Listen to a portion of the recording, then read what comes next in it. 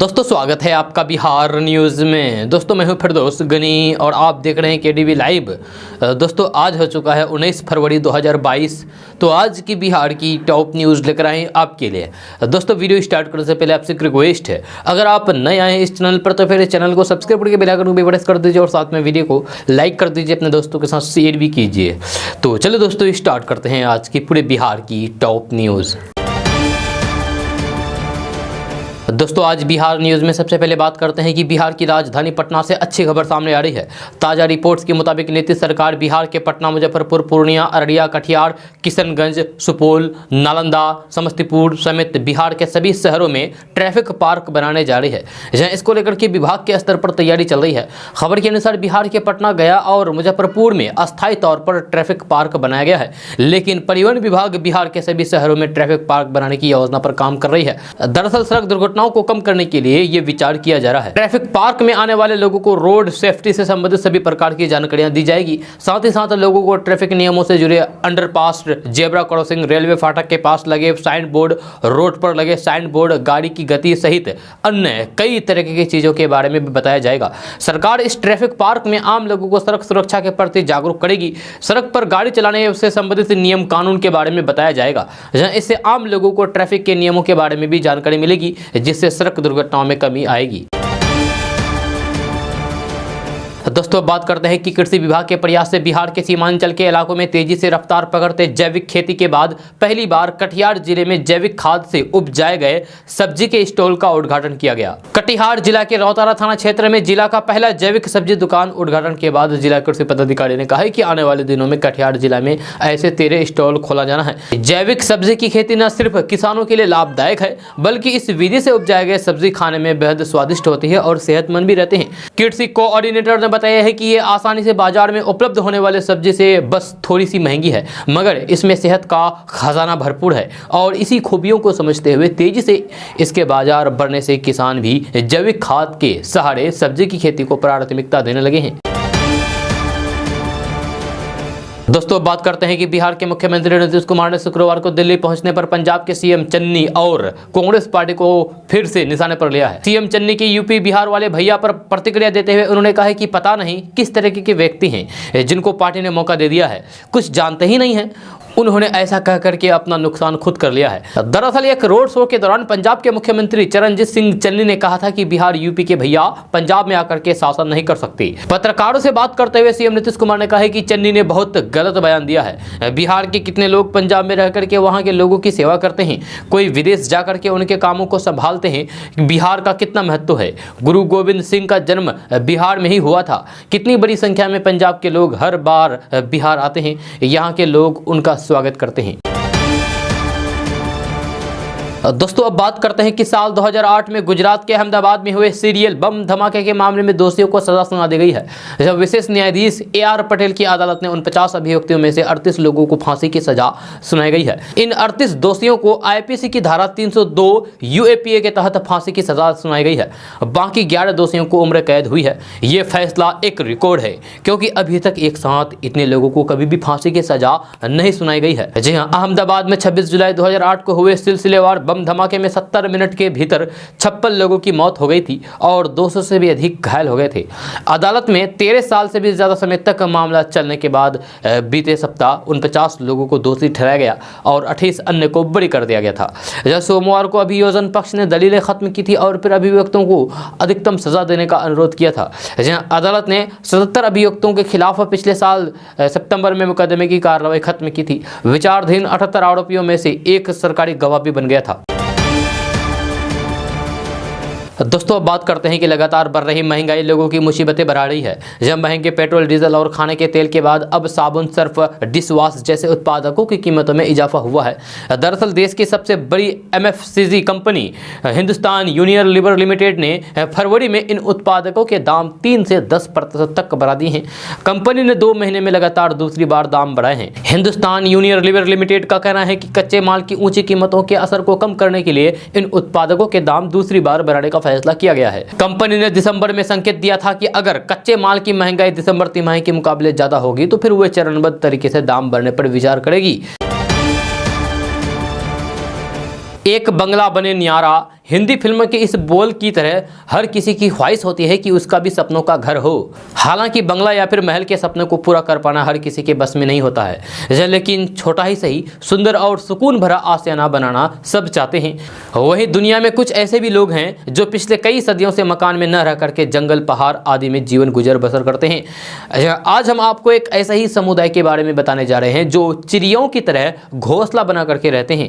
जी हाँ, ईरान में एक कंदोवन नाम का एक गांव है। इस गांव के लोग पिछले 700 सालों से घोंसला नुमा घरों में रहते हैं। पहाड़ियों पर बनाए गए ये घर बिल्कुल भी देखने में चिड़ियों के घोंसले की तरह लगते हैं। इनके परिवार यहाँ पीढ़ी दर पीढ़ी रहते चले आ रहे हैं। हालांकि सामान्य घोंसलों की तरह दिखने वाले इनके घरों की कुछ खासियतें भी है जो आप जानेंगे तो दंग रह जाएंगे। जी हाँ, यहाँ के लोगों की इन घरों में रहने की खास वजह थी। दरअसल जब इन इलाकों पर मंगोल आक्रमणकारियों का आतंक था तो उस समय हमलों से बचने के लिए सुरक्षित स्थानों की तलाश थी जहां पर ये लोग खुद को मंगलों के हमले से बचा सके।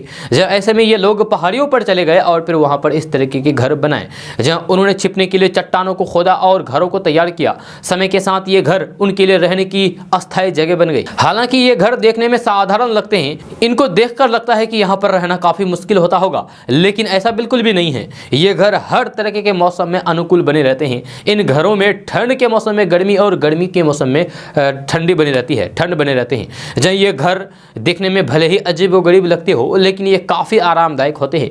इन घरों में रहने वाले लोग हीटर और एयर कंडीशन का इस्तेमाल तो बिल्कुल भी नहीं करते हैं, कतई नहीं करते हैं। जी हाँ, अब तो आप समझ ही गए होंगे कि आखिर ईरान के कंदोवन गाँव में रहने वाले लोग आखिर क्यों घोंसला नुमा इन घरों में रहते हैं। ये भले ही देखने में उतने खूबसूरत ना हो लेकिन उनकी बनावट ऐसी है कि यहाँ के लोग इनमें रहना पसंद करते हैं। आज ये घर दुनिया भर में अपनी कलाकारी के लिए मशहूर हो चुके हैं। दोस्तों अब बात करते हैं कि आए दिन सड़क हादसों पर अंकुश लगाने के लिए केंद्र सरकार ने नई पहल की है। सड़क परिवहन एवं राजमार्ग मंत्रालय ने एनआईसी के सहयोग से एकीकृत सड़क सुरक्षा डाटाबेस तैयार करने के लिए ऐप विकसित किया है। सड़क दुर्घटनाओं के आंकड़ों की ऑनलाइन निगरानी के लिए ऑपरेड सॉफ्टवेयर को बिहार में लागू किया जा रहा है। इसके बाद सड़क दुर्घटनाओं की लाइव एंट्री होगी और दुर्घटनाओं के सटीक कारण का पता लगाना बेहद आसान हो जाएगा। इस सॉफ्टवेयर को कई जिलों में शुरू भी किया गया है। इसके लिए जिलों में रोल आउट मैनेजर की नियुक्ति की जा रही है। एनआईसी के माध्यम से मैनेजरों की नियुक्ति शुरू हो गई है। इससे सड़क दुर्घटना का माइक्रो स्तर का कारणों का पता लगाया जा सकेगा। रेल आउट मैनेजरों को सड़क दुर्घटनाओं के बाद काम करने वाले संबंधित विभागों के साथ सभी तरीके के समन्वय स्थापित करना होगा। अभी बिहार में सड़क दुर्घटनाओं के बाद परिवहन, पुलिस और पथ निर्माण और स्वास्थ्य विभाग को मिलकर रिपोर्ट तैयार करनी है। इसके लिए इन मैनेजरों का सहयोग लिया जाएगा। इनके माध्यम से इन चारों विभागों के रोड सेफ्टी से जुड़े लोगों को, कर्मियों और फिर अधिकारियों को प्रशिक्षित करना होगा। वही दुर्घटना के बाद रिपोर्ट में देर होगी तो फिर उसे काम को आगे बढ़ाकर जल्द से जल्द पूरा करना होगा और दुर्घटना रिपोर्ट को ऐप पर लोड किया जाएगा ताकि केंद्र सरकार भी कारणों से अवगत हो सके। दोस्तों अब बात करते हैं कि पूरे बिहार में मैट्रिक की परीक्षा चल रही है। जी हाँ, 2 पालियों में 10वीं बोर्ड परीक्षा आयोजित हुई है। 100 विद्यार्थियों को निष्कासित किया गया है। सबसे ज्यादा निष्कासन सारण में किया गया है। इसके बाद वैशाली में सबसे ज्यादा विद्यार्थी निष्कासित हुए हैं। मैट्रिक परीक्षा के पहले दिन पटना में 6, नालंदा में 7, भोजपुर में 5, नवादा में 2, सारण में 28, सुपौल में 3, मधेपुरा में 2, बांका में 1, खगड़िया में 12, लखीसराय में 3, रोहतास में 1, वैशाली में 15, सीवान में 1, गोपालगंज में 1, समस्तीपुर में 1, सहरसा में 2, जमुई में 6 और बेगूसराय में 4 छात्रों को निष्कासित किया गया है। वहीं सुपौल जिले में 8, नालंदा में 7, जहानाबाद में 3 तथा दरभंगा में 1 फर्जी विद्यार्थी को पकड़ा गया है। जब पूरे बिहार में कुल 20 फर्जी छात्रों को पकड़ा गया है। दोस्तों बात करते हैं कि बीते 3 फरवरी को मेरठ से दिल्ली लौटते वक्त हापुड़ के छिजारसी टोल प्लाजा के पास सचिन शर्मा और शुभम नाम के 2 युवकों ने असदुद्दीन ओबीसी पर जानलेवा हमला किया था। जब ओबीसी की गाड़ी पर कई राउंड फायरिंग भी की गई लेकिन ओबीसी बाल बाल बच गए। चुनाव माहौल में हुए इस हमले पर खूब हंगामा हुआ और सरकार को संसद में जवाब देना पड़ा। इस हमले पर सरकार भले ही बैकफुट पर दिखी लेकिन बीजेपी के कुछ नेता इस मुद्दे को अपने फायदे के लिए भुनाने में जुटे हुए हैं। इसी कोशिश में योगी सरकार में मंत्री सुनील भारद्वाज दल बल के साथ ओबीसी पर हमला करने वाले के घर पहुंच गए। जहां गौतम बुद्ध नगर के बादलपुर के दुराई गाँव के रहने वाले सचिन शर्मा को यूपी पुलिस पुलिस ने ओबीसी पर हमला के आरोप में गिरफ्तार किया है। सचिन पुलिस के सामने अपना गुनाह भी कबूल कर चुका है, लेकिन इस कबूलनामे के बावजूद भी सुनील भारद्वाज को पूरी घटना में साजिश नजर आती है। इतना ही नहीं, उन्होंने ब्राह्मण कार्ड खेल करके वारदात को नया मोड़ देने की भी कोशिश की है। सुनील भारद्वाज ने कहा है कि दोनों ब्राह्मण के बच्चे हैं, उन्हें झूठा फंसाया गया है। यही नहीं, सुनील भारद्वाज ने सचिन के परिवार को कानूनी मदद का भरोसा भी दिया है। सचिन के परिवार से बीजेपी नेता की मुलाकात पर ओबीसी बुरी तरीके से भड़क गए। ओबीसी ने ट्विटर पर लिखा है कि हम पर गोली चलाने वाले गोडसे की औलाद हैं। सरकार का मंत्री उसके पास जाकर के उनकी तायीद कर रहा है। आखिर बीजेपी वालों को गोली चलाने वालों से इतनी मोहब्बत क्यों है? सचिन के परिवार के साथ खड़े होकर के सुनील भारद्वाज ने न सिर्फ ओबीसी को पलटवार का मौका दे दिया है, बल्कि ब्राह्मण विरोधी होने का आरोप झेल रही अपनी ही सरकार की मुश्किलें और बढ़ा दी है। अब इस पर बीजेपी के बड़े नेता क्या कहते हैं, ये देखना दिलचस्प होगा। दोस्तों, बात करते हैं कि चारा घोटाले में दोषी ठहराए जाने के बाद लालू प्रसाद यादव के रिम्स में भर्ती होने पर कई तरह की जांच कराई गई थी। जहां अलग अलग जांच के लिए बुधवार को उनके सैंपल लिए गए थे। गुरुवार को कुछ जांच की रिपोर्ट आ गई। जहां लालू प्रसाद यादव की देखरेख के लिए 7 सदस्य तक डॉक्टरों की टीम लगाई गई है। इलाज करने वाले डॉक्टरों ने बताया है कि लालू प्रसाद यादव की किडनी की स्थिति पहले से और ज्यादा बिगड़ गई है, खराब हो गई है। एजीएफआर जांच में रिपोर्ट 20% के करीब है, पर इलेक्ट्रोलाइट की स्थिति ठीक है, लिहाजा फिलहाल उन्हें डायलिसिस की जरूरत नहीं है। डॉक्टरों ने बताया है कि फिलहाल लालू प्रसाद की शुगर और बीपी बढ़ी हुई है। बीपी की दवाइयों के डोज बढ़ाए गए हैं। बचे हुए दवाइयां यम्स के डॉक्टरों के निर्देश के अनुसार ही चलाई जा रही है। इसके अलावा लालू प्रसाद यादव को प्रोटीन युक्त भोजन देने से परहेज करने को कहा गया है। दोस्तों, अब बात करते हैं कि बिहार में फिलहाल 3 एयरपोर्ट सामान्य परिवहन सेवाओं के लिए ऑपरेशनल है। इनमें पटना एयरपोर्ट पर सुविधाओं का लगातार विस्तार किया जा रहा है, तो गया एयरपोर्ट पर भी सुधार की प्रक्रिया लगातार जारी है। दरभंगा एयरपोर्ट पर हाल ही में यात्री सेवाएं शुरू की गई है। वहीं यात्री सुविधाओं का विस्तार अभी प्रारंभिक चरण में है। मुजफ्फरपुर और रक्सौल में भी एयरपोर्ट को शुरू करने की मांग जोर पकड़ रही है। इस बीच एक अच्छी खबर यह है कि पटना लोकनायक जयप्रकाश नारायण अंतर्राष्ट्रीय हवाई एयरपोर्ट दुनिया के 200 चुनिंदा एयरपोर्ट में शामिल हो गया है। इस संबंध में एयरपोर्ट काउंसिल इंटरनेशनल द्वारा सर्वे कराया गया था। सर्वे में यात्रियों से एयरपोर्ट पर दी जा रही सुविधाओं पर उनकी राय ली गई थी। एयरपोर्ट काउंसिल इंटरनेशनल द्वारा विश्व भर के प्रमुख एयरपोर्ट पर बीते दिनों एक सर्वे कराया गया था।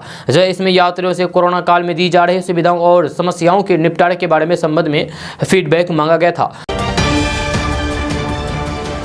दोस्तों, अब बात करते हैं कि उत्तर प्रदेश में आरएलडी के राष्ट्रीय अध्यक्ष जयंत चौधरी ने कहा है कि आज ऐसी सरकार और ऐसी व्यवस्था है कि देश में किसानों को रौंद दिया जाता है। उन्होंने कहा है कि किसानों को न्याय नहीं मिलता है। दूसरी तरफ किसानों की नज़र में जो गुनहगार हैं, हत्यारे हैं, वे बेल पर हैं और बाहर घूम रहे हैं। इससे लोगों में नाराजगी और उबाल है। यही कारण है कि प्रधानमंत्री की हिम्मत नहीं हुई कि लखीमपुर की धरती पर इस चुनाव में जाकर के वोट मांग ले।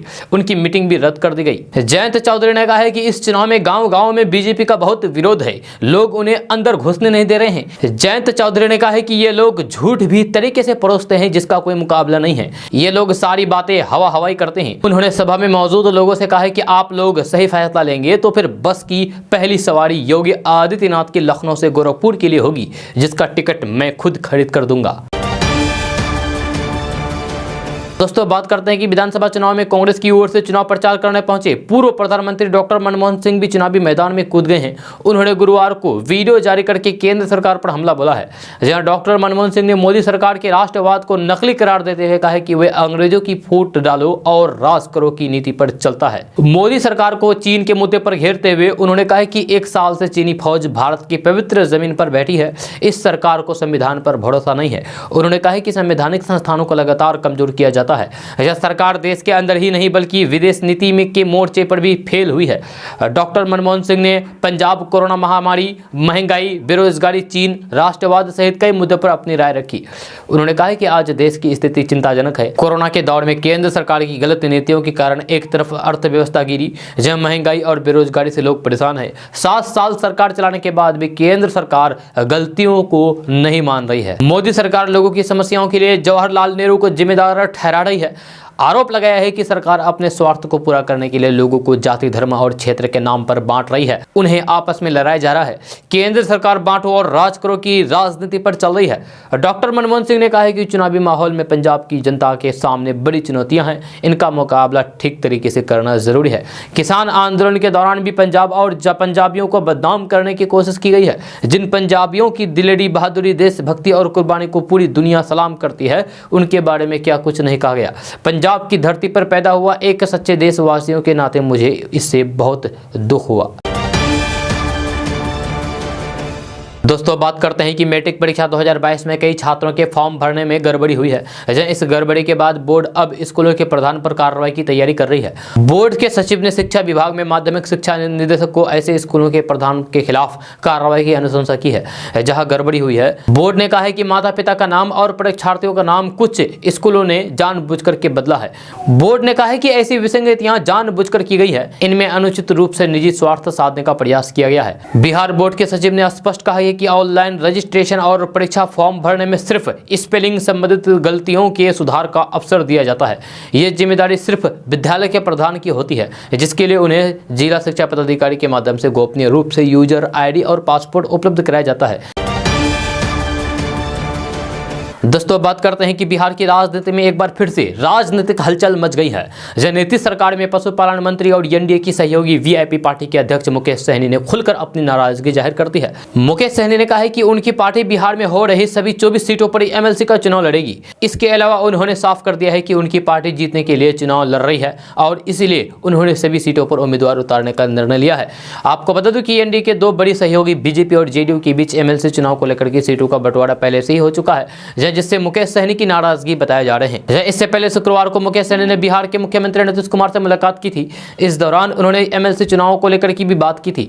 हालांकि इस बैठक के बाद उन्होंने मीडिया से बात करते हुए कहा था कि उन्होंने एमएलसी चुनाव को लेकर के मुख्यमंत्री से कोई बात नहीं हुई है, हम उनसे सरकार के बारे में बात करेंगे, ना कि सीटों के बारे में। इससे पहले उत्तर प्रदेश विधानसभा चुनाव के दौरान भी उन्होंने चुनाव लड़ने का ऐलान किया था, जिसके बाद उन्होंने कहा था कि हम किसी का विरोध नहीं करेंगे, हम अपना काम कर रहे हैं। यूपी में अलग लड़ने का असर बिहार में भी नहीं पड़ेगा, जब सबकी अलग अलग पार्टी है और अपनी अलग अलग विचारधारा है।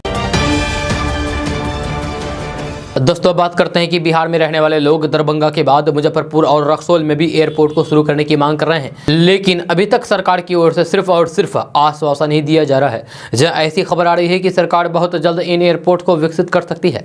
आपको बता दें कि 14 करोड़ की आबादी वाले बिहार में ऐसे तो कई एयरपोर्ट हैं, लेकिन सिर्फ पटना, गया और दरभंगा ही 3 ऐसी एयरपोर्ट हैं जहाँ से हर दिन देश के अलग अलग शहरों के लिए फ्लाइट का संचालन किया जा रहा है। हालांकि सरकार बिहार के पटना एयरपोर्ट पर सुविधाओं का लगातार विस्तार कर रही है, जहां वहीं बिहेटा में बड़े स्तर पर एयरपोर्ट का निर्माण कार्य भी किया जा रहा है। गया एयरपोर्ट पर भी सुधार की प्रक्रिया लगातार जारी है, जबकि दरभंगा एयरपोर्ट को भी बड़ा किया जा रहा है। लेकिन मुजफ्फरपुर, रक्सौल, भागलपुर के लोग इन शहरों में मौजूद एयरपोर्ट को भी शुरू करने की लगातार मांग कर रहे हैं। हालांकि सरकार भी इस पर सोच विचार कर रही है। दोस्तों बात करते हैं कि बिहार में रहने वाले लोगों के लिए बड़ी खबर सामने आ रही है। ताजा रिपोर्ट्स के मुताबिक बिहार के कई जिलों में एक बार फिर से मौसम करवट लेने वाला है। मौसम विभाग द्वारा जारी पूर्वानुमान में माने तो भागलपुर, बांका समेत 5 जिलों में बारिश हो सकती है। खबर के अनुसार मौसम विभाग ने 21 फरवरी को बिहार के दक्षिण पूर्व भाग के भागलपुर, बांका, जमुई, मुंगेर, खगड़िया में गरज के साथ बारिश होने का अलर्ट जारी कर दिया है। इन जिलों में गरज के साथ हल्की से मध्यम स्तर की बारिश हो सकती है। आपको बता दूं कि बारिश होने के कारण बिहार के अलग अलग जिलों में न्यूनतम तापमान में गिरावट होगी, जिससे लोगों को एक बार फिर से सर्दी का सामना करना पड़ेगा। खासकर सुबह और शाम के तापमान में ज्यादा गिरावट देखने को मिलेगी। मौसम वैज्ञानिकों की माने तो बिहार में सर्द मौसम का असर मार्च के पहले हफ्ते तक बना रह सकता है। बार बार मौसम में हो रहे बदलाव के कारण सर्दी जाने में देरी हो रही है। वैज्ञानिकों की माने तो इस साल गर्मी कम पड़ने का पूर्वानुमान है। दोस्तों बात करते हैं कि बिहार की राजधानी पटना से बड़ी खबर सामने आ रही है। ताजा रिपोर्ट्स के मुताबिक बिहार में 1 से 14 फरवरी तक इंटर की परीक्षा ली गई थी। इसके बाद 16 फरवरी तक बार कोडिंग का काम किया गया। अब उत्तर पुस्तिका यानी कि कॉपियों को जांच के लिए भेजी जा रही है। जहां खबर के अनुसार पटना में बिहार बोर्ड इंटर की कॉपियों की जाँच के लिए 8 केंद्र बनाए गए हैं। इन केंद्रों पर कॉपियों की जाँच की जाएगी। इसको लेकर के सभी मूल्यांकन केंद्रों पर CCTV कैमरे लगाए गए हैं। बहुत जल्द इसकी जाँच शुरू की जाएगी। जाएगी। आपको बता दूं कि सभी परीक्षाओं को सुबह 9:30 बजे केंद्र पर अनिवार्य रूप से आना होगा, योगदान देना होगा। वही मूल्यांकन के बीच में परीक्षा के केंद्र के बाहर नहीं जा सकेंगे। इन पर सीसीटीवी कैमरे से उपस्थिति, मूल्यांकन गतिविधि आदि पर नजर रखी जाएगी। मिली जानकारी के अनुसार बिहार बोर्ड इंटर की कॉपियों का मूल्यांकन 26 फरवरी से 8 मार्च तक होगा। इसके बाद बोर्ड रिजल्ट जारी करेगा। इस संदर्भ में बिहार बोर्ड की आधिकारिक वेबसाइट पर नोटिफिकेशन प्रकाशित किया जाएगा। दोस्तों बात करते हैं कि बिहार के पटना, पूर्णिया समेत बिहार के सभी जिलों में आए दिन पारिवारिक बंटवारा होता है। जमीन पारिवारिक बंटवारा होता है। इस पारिवारिक बंटवारे के बाद कई घरों में भूमि विवाद की समस्या बनी रहती है। यह समस्या कभी भी काफी हिंसक हो जाता है। आज इसी विषय में जानने की कोशिश करेंगे कुछ ऐसे बातों के बारे में जिन बातों का ध्यान रखते हुए अगर आप पारिवारिक बंटवारा करते हैं तो फिर इससे भूमि विवाद की समस्या जन्म नहीं लेगी और आपके घर में भी शांति बनी रहेगी। तो चलिए बात करते हैं कि अगर आप आपसी सहमति से पारिवारिक बंटवारा कर रहे हैं तो फिर परिवार के सभी सदस्य एक स्थान पर एकत्रित हो जाएं। आप पारिवारिक बंटवारे के दौरान आप मुखिया, पंच और सरपंच को उपस्थिति रखें। इसके बाद आप 100 रुपए के स्टाम्प पेपर पर पंचनामा बनाएं। जब पंचनामा बनाने के दौरान स्टाम्प पेपर पर जमीन और घर संपत्ति की ब्यौरा डिटेल से लिखें। इसके बाद आप इस पर यह भी लिखें कि किस भाई को कौन सी जमीन दी जाती है। इसके बाद सभी भाई और फिर मुखिया, पंच, सरपंच इस पर सिग्नेचर करें। इसके बाद आप निबंधन कार्यालय में जाकर के सभी भाई अपने अपने नाम से जमीन की रजिस्ट्री करा लें। आपको बता दूं कि बंटवारे वाली जमीन की रजिस्ट्री मात्र 100 रुपए में हो जाती है। अब सभी भाइयों के नाम से अलग अलग जमीन की रजिस्ट्री हो जाएगी। अलग अलग रसीद कटने लगेगी। इससे कभी भी लड़ाई झगड़ा नहीं होगा। दोस्तों बात करते हैं कि बिहार की राजधानी पटना से बड़ी खबर सामने आ रही है। ताजा रिपोर्ट्स के मुताबिक बिहार के पटना, आरा समेत कई जिलों के दुकानदारों का फूड लाइसेंस रद्द किया जा सकता है। इसको लेकर के दुकानदारों को नोटिस भेजा जा रहा है। खबर के अनुसार ऐसे प्रतिष्ठान जिन्होंने 2021 के पहले खाद्य संरक्षण विभाग से लाइसेंस लिया है उन्हें 31 मार्च 2022 के पहले मानक के अनुरूप संशोधन करना होगा। अगर वे ऐसा नहीं करते हैं तो फिर उनका फूड लाइसेंस रद्द कर दिया जाएगा। आपको बता दें कि food safety and standards authority of India के निर्देश अनुसार पटना और आरा जिले के 300 से भी अधिक प्रतिष्ठानों को नोटिस भेजा गया है। बहुत जल्द बिहार के अन्य जिलों के प्रतिष्ठानों को भी नोटिस दिया जाएगा।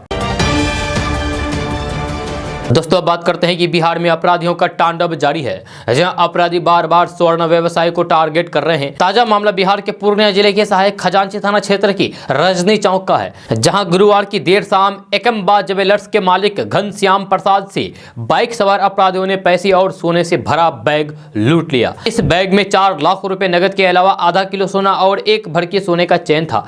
पीड़ित व्यवसायी की माने तो लगभग 29 लाख की लूट को अंजाम दिया गया। घटना के संबंध में पीड़ित व्यवसायी घनश्याम प्रसाद ने बताया है कि वे सहायक खजांची थाना क्षेत्र की रजनी चौक में स्थित अपनी प्रतिष्ठा एम बाला ज्वेलर्स में ताला बंद करके रजनी चौक में स्थित हरि ओम ज्वेलर्स में हिसाब करने के लिए गए थे।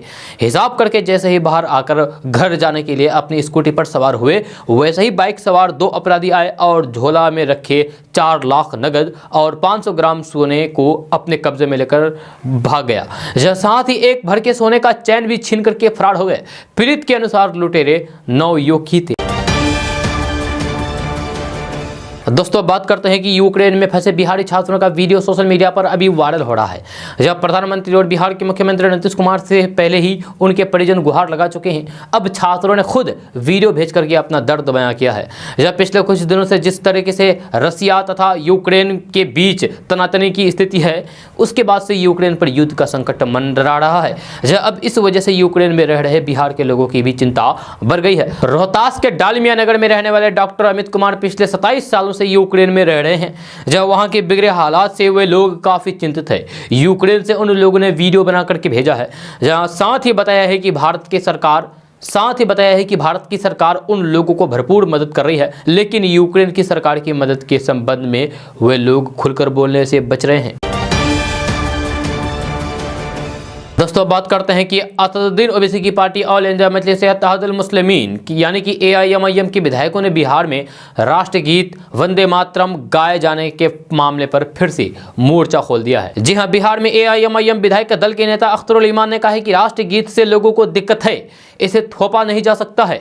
उनकी इस हरकत पर भाजपा नेताओं ने प्रतिक्रिया देते हुए कहा है कि राष्ट्रगीत भारत में नहीं तो क्या पाकिस्तान में गाया जाएगा। बिहार विधानमंडल में राष्ट्रगीत वंदे मातरम गाए जाने के मामले पर AIMIM के विधायक अख्तरुल ईमान फिर से विरोध पर नजर आए। उन्होंने कहा कि संख्या बल के आधार पर नई परंपरा थोपने की कोशिश की जा रही है। वसूलों पर आंच आएगी तो फिर वे विरोध करेंगे, ऐसा करना जरूरी है। यानी कि उसका कहने का मतलब ये है कि जिसकी लाठी उसकी भैंस। आपको बता दूं कि बिहार विधानमंडल में राष्ट्रीय गीत वंदे मातरम बजाए जाने के वक्त अख्तरुल ईमान सदन से बाहर निकल गए थे। अख्तरुल ईमान ने कहा कि वे राष्ट्रीय गीत जनगण मन गाते रहेंगे और आगे भी गाते रहेंगे, इसमें कोई दिक्कत नहीं है, लेकिन बहुमत के आधार पर नई परंपरा थोपने की कोशिश का विरोध करेंगे। उन्होंने कहा कि सबकी भावना का सम्मान करते हुए हिंदुस्तान बनाया जा सकता है। दोस्तों बात करते हैं कि बिहार में भ्रष्ट अधिकारियों के खिलाफ सरकार तेजी से कार्रवाई कर रही है। जहां भ्रष्टाचारियों पर शिकंजा कसने के लिए बिहार में जगह जगह छापेमारी की जा रही है। इसी क्रम में बिहार पुलिस बिल्डिंग कंस्ट्रक्शन में तैनात कार्यपालक अभियंता के ठिकानों पर भ्रष्टाचार के मामले में छापेमारी की गई। जहां आय से अधिक संपत्ति की सूचना मिलने के बाद स्पेशल विजिलेंस यूनिट उनके ठिकानों पर पहुंची। विजिलेंस टीम को कार्यपालक अभियंता अरुण कुमार सिंह के घर से काफी मात्रा में आभूषण बरामद हुआ। उनके सरकारी आवास और कार्यालय के अलावा पैतृक घर पर भी छापेमारी की जा रही है। शुक्रवार को स्पेशल विजिलेंस यूनिट की टीम ने बिहार पुलिस बिल्डिंग कॉर्पोरेशन के कार्यपालक अभियंता अरुण कुमार के सिंह के ठिकानों पर छापेमारी की। दरअसल स्पेशल विजिलेंस यूनिट की टीम ने कार्यपालक अभियंता अरुण कुमार सिंह के खिलाफ 61% संपत्ति को लेकर के अपने ही थाने में केस दर्ज किया गया था, जहां उन पर आय से अधिक 96,20,460 रुपए अधिक संपत्ति अर्जित करने का आरोप है। आपको बता दूं कि अरुण कुमार सिंह फिलहाल राजगीर में तैनात है और बिहार पुलिस अकादमी में उनका कार्यालय है। दोस्तों अब बात करते हैं कि बिहार की राजधानी पटना से अच्छी खबर सामने आ रही है। ताजा रिपोर्ट्स के मुताबिक नीतीश सरकार बिहार के गांव में शहरों जैसे सुविधा शुरू करने की योजना पर काम कर रही है। इसके लिए गांव का मास्टर प्लान भी तैयार किया जा रहा है। खबर के अनुसार हर घर में नल का जल पहुंचाने के बाद सरकार गाँव की सड़कों पर स्ट्रीट लाइट लगाने जा रही है। वही गाँव को साफ रखने के लिए पंचायती राज विभाग गाँव में सफाई कर्मियों की भर्ती करेगा। साथ ही साथ शहरों की तरह गाँव में भी घर घर डस्टबिन दिया जाएगा। वही केंद्र सरकार की मदद से बिहार के गाँव में हाई स्पीड इंटरनेट की सुविधा के लिए ऑप्टिकल फाइबर बिछाया जा रहा है। बिहार के कई जिलों के गांव में ऑप्टिकल फाइबर बिछाया गया है। बहुत जल्द सभी जिलों के पंचायतों में इसे पहुंचाया जाएगा। आपको बता दूं कि पढ़ाई के लिए नीतीश सरकार गांव के सभी पंचायतों में इंटर तक की पढ़ाई के लिए स्कूल बना रही है। जहां वही गरीब का कल्याण, हर गरीब के पास पक्का घर आदि की भी व्यवस्था की जा रही है। साथ ही साथ 24 घंटे बिजली देने की योजना पर भी काम किया जा रहा है।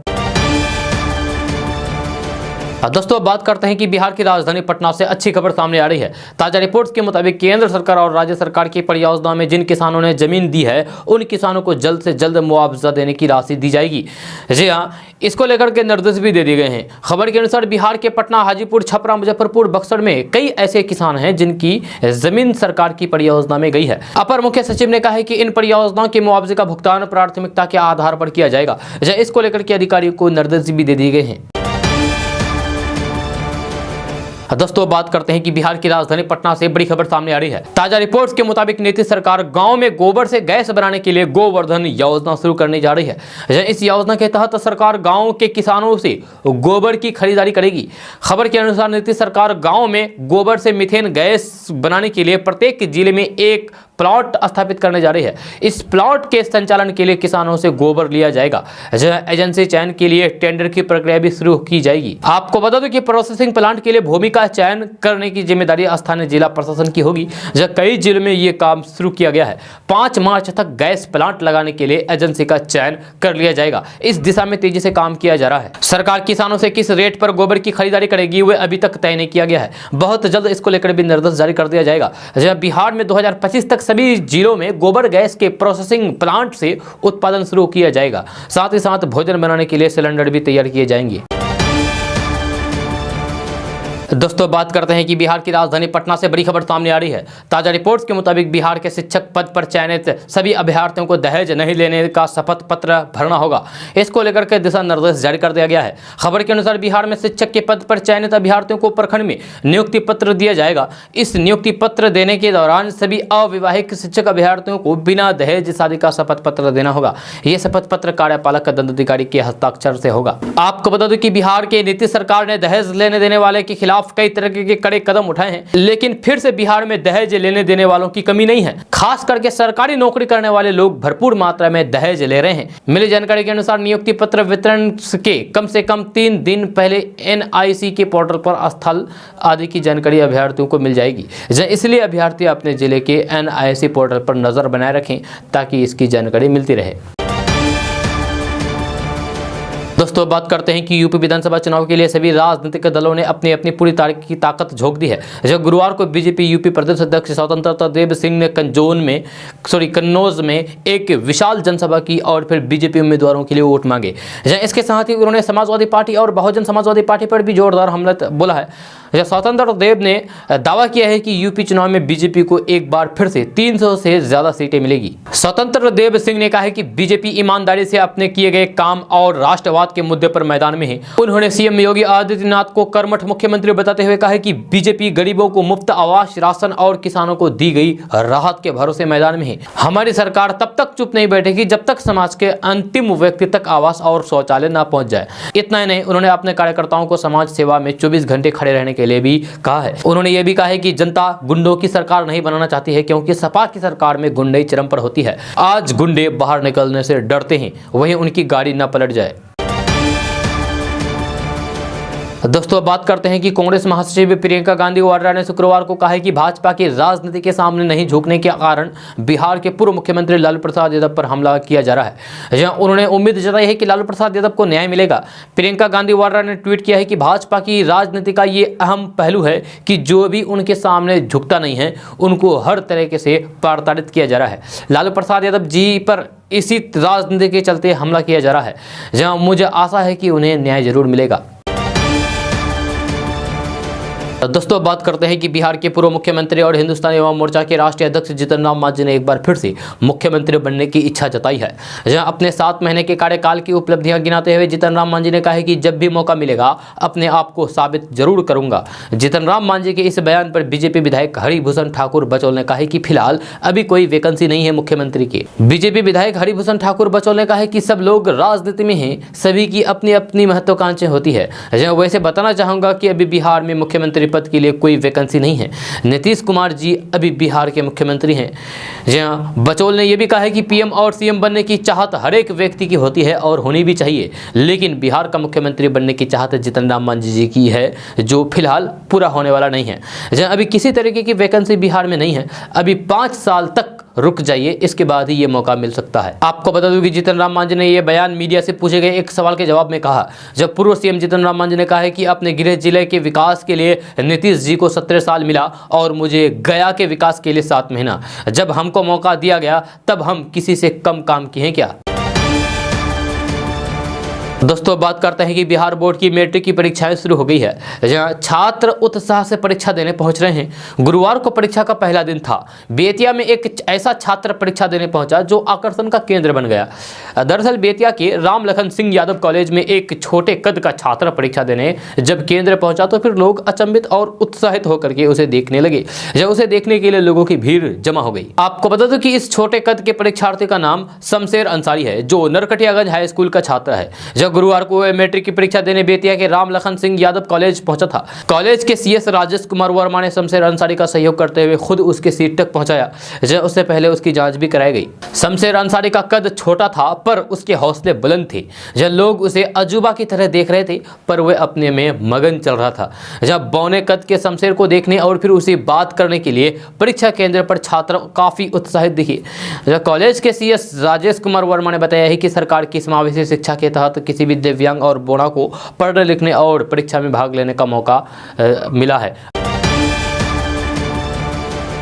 दोस्तों बात करते हैं कि शिक्षा विभाग की लापरवाही सामने आ रही है। बीते दिनों पूरी हुई इंटरमीडिएट की परीक्षा में एक छात्रा का जेंडर बदल करके मेल से फीमेल कर देने का मामला सामने आया था। और ये मामला अभी भी थमा भी नहीं था कि एक और नया मामला सामने आ गया है। आपको बता दूं कि अब मैट्रिक की परीक्षा में भी ऐसा ही एक मामला सामने आया है। जहानाबाद में बीते दिनों से शिक्षा विभाग की काफी लापरवाही सामने निकल कर आ रही है। ताजा मामला यह है कि जहानाबाद शहर का एक परीक्षा केंद्र ऊंटा में बनाया गया है, जो कि सिर्फ छात्राओं के लिए ही है, यानी कि लड़कियों के लिए है, लेकिन इस छात्रा केंद्र पर लड़का भी परीक्षा दे रहा है। और ये ऐसा मामला कोई नया नहीं है, जहाँ एकदम ठीक ऐसा ही मामला इंटरमीडिएट की परीक्षा में भी हुआ था, जहां एक लड़का लड़कियों के केंद्र पर परीक्षा दे रहा था। हालांकि पहले इंटरमीडिएट मामले में जिला शिक्षा विभाग ने अपना हाथ झाड़ लिया था और कहा था कि इसमें शिक्षा विभाग की कोई गलती नहीं है, बल्कि छात्रा की गलती है। लेकिन फिर उसको बिहार विद्यालय परीक्षा समिति ने संज्ञान में लेते हुए इक्किल विद्यालय के प्रधानाध्यापक के ऊपर प्राथमिकी दर्ज करने का आदेश दिया। अब देखना यह होगा कि जो नया मामला बिहार से सामने आया है, इसको शिक्षा विभाग और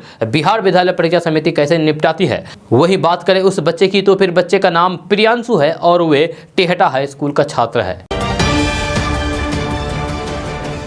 दोस्तों बात करते हैं कि कर्नाटक हिजाब विवाद उत्तर प्रदेश के अलीगढ़ मुस्लिम यूनिवर्सिटी के बाद अब एक और बड़े कॉलेज तक पहुंच गया है। दरअसल अलीगढ़ मुस्लिम यूनिवर्सिटी के ही धर्म समाज कॉलेज ने गुरुवार को एक नोटिस जारी करके निर्धारित यूनिफॉर्म के बिना छात्रों के प्रवेश पर रोक लगा दी है। जहां नोटिस में कहा गया है कि कॉलेज के सभी विद्यार्थियों को सूचित किया जाता है कि महाविद्यालय के निर्धारित पोशाक में आए। यदि वे निर्धारित पोशाक में नहीं आते हैं तो फिर महाविद्यालय प्रशासन उन्हें प्रवेश से वंचित करने के लिए बाध्य होगा। जी हाँ, इसीलिए इसका कड़ाई से पालन सुनिश्चित किया जाना चाहिए। कॉलेज के प्रिंसिपल डॉक्टर राजकुमार वर्मा ने कहा है कि प्रशासन छात्रों को मुंह ढककर कैंपस में प्रवेश नहीं करने देगा। उन्होंने कहा है कि हम छात्रों को ढके हुए चेहरे के साथ परिसर में प्रवेश नहीं करने देंगे। छात्रों को कॉलेज परिसर के अंदर भगवा स्टोल या फिर हिजाब पहनने की अनुमति बिल्कुल भी नहीं है।